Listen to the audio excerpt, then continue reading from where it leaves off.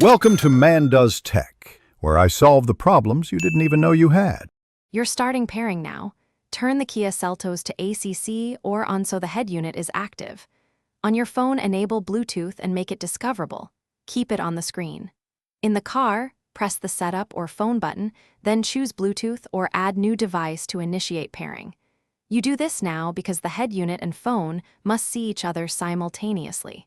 Once the car shows a search or waiting status, move straight to selecting the car from your phone's list to continue. Once your phone lists the Seltos, tap that device and the car will display a pairing PIN or passkey.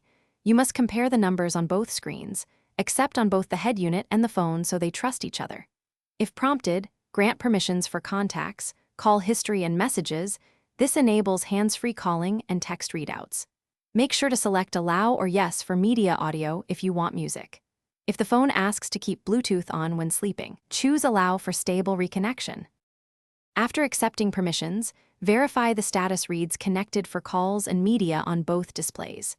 You can set the Seltos as preferred or auto-connect in your phone's Bluetooth settings so future connections are automatic. If audio routing is wrong, select Bluetooth audio on the car's media source. If pairing fails, restart your phone and cycle car power, turning ignition off then on, and try again. As a last resort, delete the Seltos from your phone's Bluetooth list and remove the. Thanks for watching. If you found this helpful, don't forget to like and subscribe.